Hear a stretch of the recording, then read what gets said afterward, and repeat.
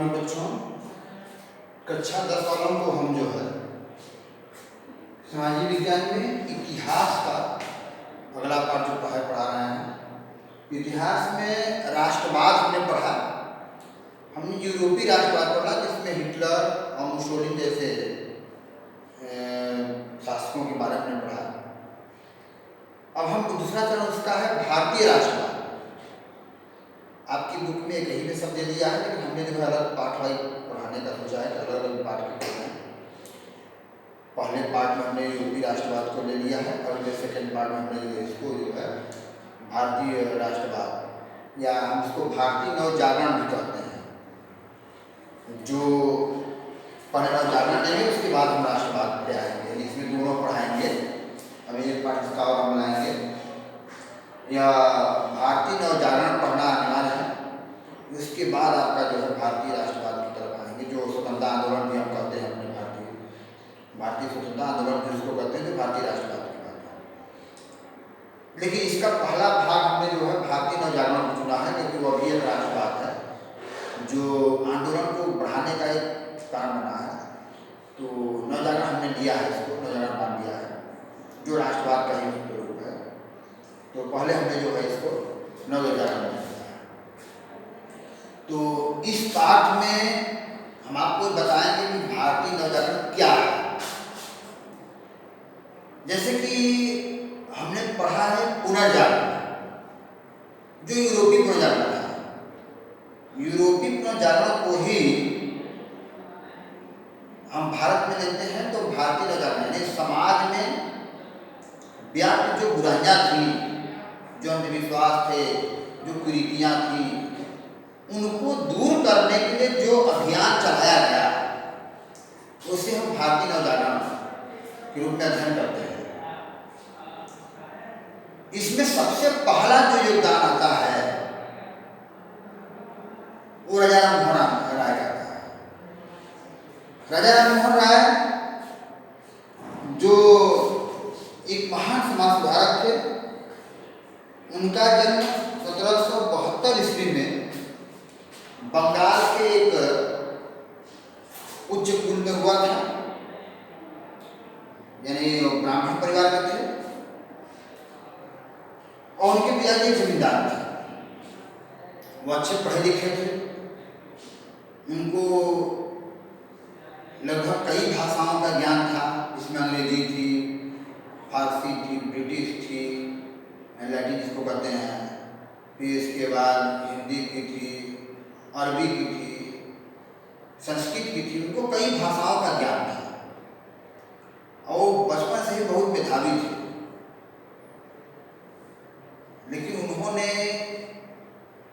समाज सुधारक का रास्ता चुना, जबकि जमींदार अच्छे अपना जीवन व्यतीत कर रहे थे, रईस परिवार में पैदा हुए थे। लेकिन उन्होंने अपने उसको बलिदान को त्याग करके, मतलब अपनी सुख सुविधाओं को त्याग करके बलिदान किया। और उस बलिदान क्यों किया? क्योंकि समाज में देखा उन्होंने कि कई ऐसे लोग हैं जिनके साथ अत्याचार हो रहा है, तो उन कमजोर वर्गों का सहारा बनने के लिए वह एक जो है ब्रह्म समाज की स्थापना किए, जो 1828 ईस्वी में स्थापना उन्होंने किया था। तो ब्रह्म समाज की स्थापना उन्होंने 1828 में किया था। इसके माध्यम से उन्होंने समाज में जितनी भी बुराइयां थी उसको दूर करने का काम किया। उन्होंने अंग्रेजी शिक्षा को बढ़ावा दिया। उनका नारा था कि भारतीय लोगों को अंग्रेजी शिक्षा लेनी चाहिए, क्योंकि अंग्रेजी शिक्षा के माध्यम से ही हम, उनका विचार था, अंग्रेजी शिक्षा के माध्यम से ही हम अंग्रेजों को अच्छी तरीके से समझ सकते हैं और अपने अधिकारों के लिए लड़ सकते हैं। इसलिए उन्होंने जो है वह अंग्रेजी शिक्षा को जो है शिक्षा का माध्यम अंग्रेजी करने पर जोर डाला और उनके विचारों से ही प्रभावित होकर लॉर्ड माइकाले ने जो है उनके अंग्रेजी शिक्षा को अनिवार्य शिक्षा के रूप में भारत में घोषित किया। तो उनकी सोच थी कि जब तक हम अंग्रेजी नहीं पढ़ेंगे तब तक हम जो शासन की नियम है या शासन के विचार हैं हम उसको नहीं समझ पाएंगे और उन विचारों से अपने विचारों को अवगत अच्छे तरीके से नहीं करा पाएंगे जब तक हम अंग्रेजी नहीं सीखेंगे। इसलिए उन्होंने अंग्रेजी सीखने का एक नारा दिया और अंग्रेजी सीखने का प्रचलन बढ़ा। इसके अलावा उन्होंने सती प्रथा विधवा विवाह, विधवा पुनर्विवाह प्रथा, इन सबों को उन्होंने जो है लड़ाई लड़ी और अंग्रेजी प्रशासन ने भी जो है उनका सहयोग दिया, साथ ही उनके विचारों के जो है उन्होंने अपने तरफों से उनको अपने विचारों से अवगत कराया और उसके लिए उनको राजी किया। तो अंग्रेज शासकों ने सती प्रथा पर प्रतिबंध लगा दिया, विधवा पुनर्विवाह अधिनियम लाया। पहले भारत में विधवाओं को अधिकार नहीं मिलता था। जैसे अगर एक विधवा महिला है किसी घर की, अगर वह किसी घर की बहू दोबारा बनती है तो उसको अधिकार नहीं मिलता था, संपत्ति में, समाज में अधिकार नहीं मिलता था। तो उसको जो है विधवा पुनर्विवाह अधिनियम में ला करके सरकार ने उसको अधिकार देने का काम किया, जिससे विवाह होने लगा। अब यहाँ तक कि विधवा से अगर बच्चे पैदा हो तो उनको भी अधिकार नहीं मिलता था, यानी वो जो है एक द्वैम दर्जे का व्यवहार किया जाता था। जबकि पुरुष की शादियाँ अनेक हो रही थी लेकिन महिलाओं की नहीं प्रतिबंधित, इसलिए उन्होंने जो है इसका संघर्ष किया। और जयराम मोहन राय ने इस संघर्ष के माध्यम से समाज में कई जागरूकता लाई और आज हम देख रहे हैं कि धीरे धीरे जो है समाज में यह प्रथाएं करीब विलुप्त के समान है। पिछले कुछ वर्षों में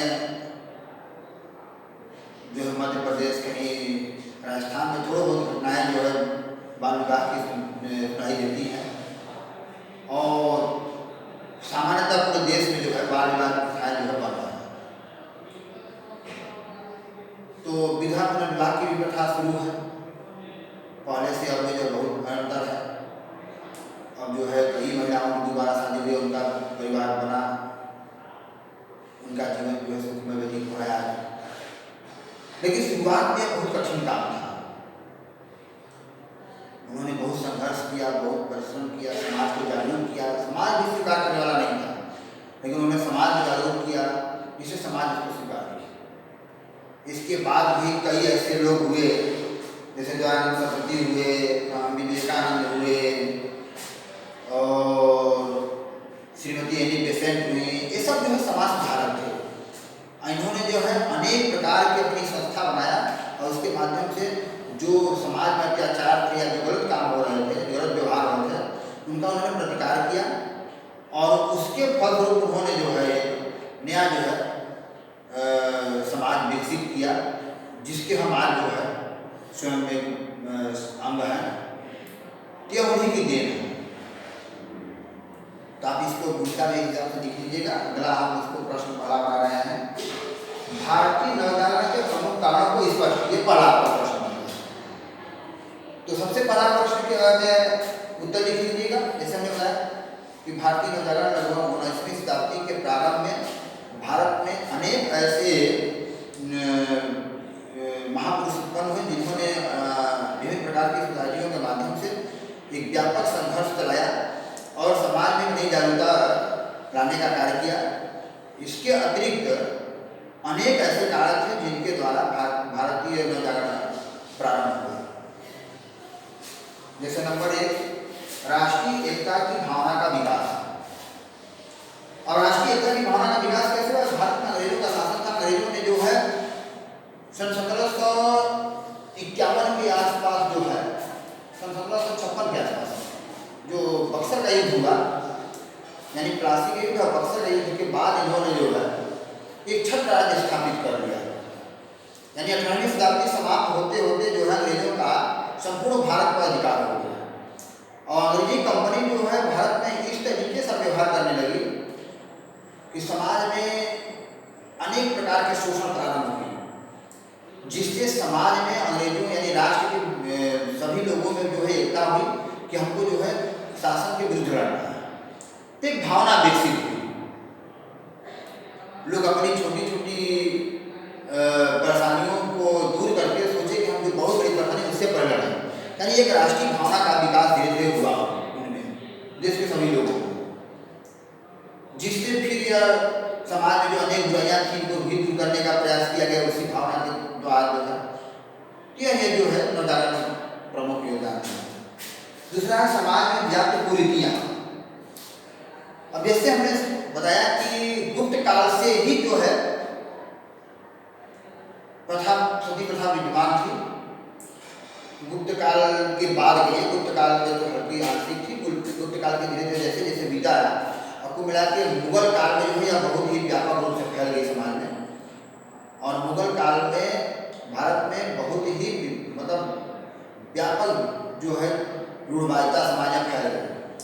इन रूढ़वादिता के कारण जो है वह समाज के अनेक अंग जो है वह उन कुरीतियों के विरुद्ध हो गए, क्योंकि उनमें व्यापक जो प्रताड़ना थी उनको, जैसे बताया गया सती प्रथा है, जौहर प्रथा है, आपने पढ़ा भी होगा।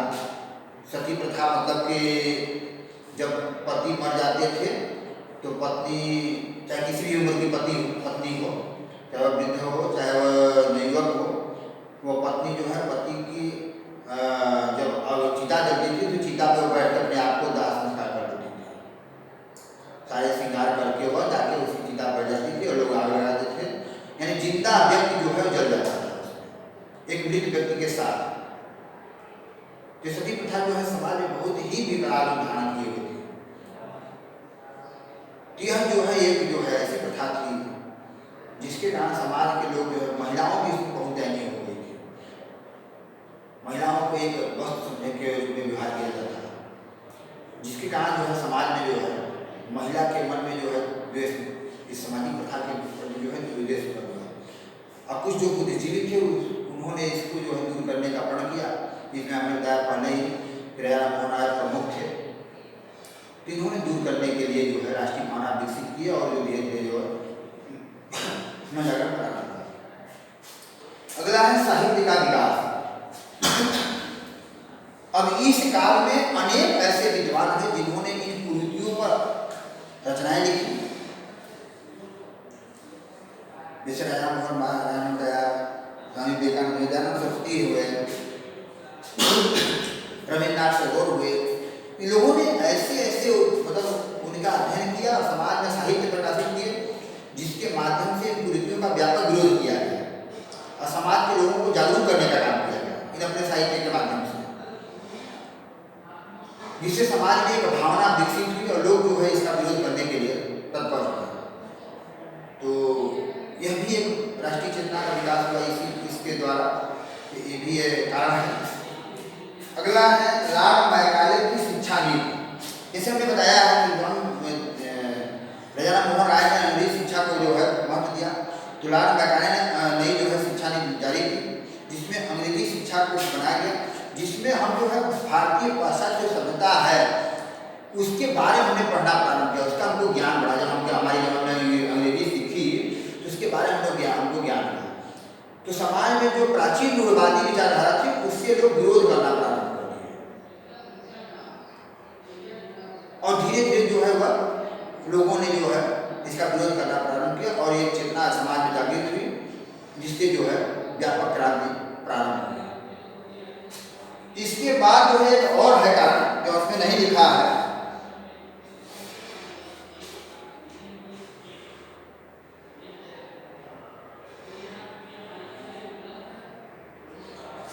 एक है ईसाई धर्म का प्रचार और प्रसार। एक हेडिंग में डाल दीजिएगा, इसमें नहीं है, हम पांचवी बता रहे हैं आपको। पांचवी हेडिंग है ईसाई धर्म का प्रचार और प्रसार। जब ब्रिटिश शासनकाल में भारत जो है पूर्ण रूप से ब्रिटिश हुकूमत के अधीन हो गया, तो उन्होंने जो है एक विधिवत जो है कई जगहों पे जो है ईसाई मिशनरी स्थापित किए। मिशनरी मतलब चर्च, और मिशनरी है ईसाई मिशनरी, तो मिशनरी मतलब चर्च होती है। तो उन्होंने क्या किया कि इन चर्चों के माध्यम से व्यापक धर्म परिवर्तन प्रारंभ किया और जो इस समाज के लोग धर्म से प्रताड़ित थे, हिंदू धर्म हुआ, मुस्लिम धर्म हुआ, इन धर्मों के लोग जो समाज में प्रताड़ित थे, उन्होंने ईसाई धर्म स्वीकार करना प्रारंभ कर दिया। और जब यह देखा गया कि व्यापक स्तर पर हो रहा है, तो मजबूर होकर ईसाई मतलब हिंदू धर्म वाले और मुस्लिम धर्म सुधारकों ने इसमें सुधार प्रारंभ किया अपने धर्म में, क्योंकि ये देखा गया कि हमारे धर्म में ही खतरा हो जा रहा है। मान लो हिंदू बाहुल्य या मुस्लिम मुस्लिम बाहुल वाला हिंदू मुस्लिम एकता का यह देश था, क्योंकि प्राचीन भारत जो है काबुल तक था, कंधार तक था, तो बहुत लंबा था। तो कराची पाकिस्तान सब एक ही में था। ये जो है सभी धर्मों का मिला जुला एक संस्कृत सभ्यता थी। तो सभी लोगों ने देखा कि हमारे धर्म का जो है धीरे धीरे लोप हो जाएगा, इसलिए जो है इन्होंने अपने धर्म में सुधार प्रारंभ किया, जो नवजागरण कारण बना।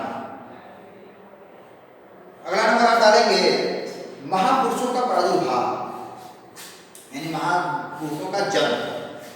यह भी इस समय का अगली हेडिंग है, 6वीं हेडिंग, महापुरुषों का प्रादुर्भाव। इसमें क्या हुआ कि इसके माध्यम से यह देखा गया कि हर एक समय ऐसा होता है जब महापुरुष पैदा होते हैं। जैसे आप हर समय का देखिए, जब भी धर्म के ऊपर परेशानी आई है, कोई न कोई महापुरुष उदय हुए हैं और उन्होंने नए धर्म का विस्तार किया। जैसे शंकराचार्य जी पैदा हुए लगभग 7वीं शताब्दी के आसपास में। उन्होंने देखा कि हिंदू धर्म की कुरीतियाँ जो है धर्म को, सनातन धर्म को जो है दबा रही हैं, तो उन्होंने सनातन धर्म को विकास मतलब प्रचारित करने के लिए उन्होंने एक अपना शैव मत स्थापित किया और उन्होंने देश के सभी कोनों में घूम घूम के जो है उस मत को स्थापित किया और हिंदू धर्म के जो रूढ़िवादी विचारधारा वाले लोगों थे उनको पराजित किया शास्त्रार्थ में, और 4 मठ 4 देश के कोनों में स्थापित किया, जिसके कारण आज भी सनातन धर्म भारत में जीवित है। उसी प्रकार से जब मुगल काल हुए तो उस समय भी आक्रमण किया गया, तो उस समय भी तुलसीदास जी, रघुदास जी, इन्होंने कबीरदास जी ने इन्होंने क्या किया कि नई धर्म विचारधारा प्रस्तुत की, जिसके माध्यम से जो है एक नया धर्म हुआ।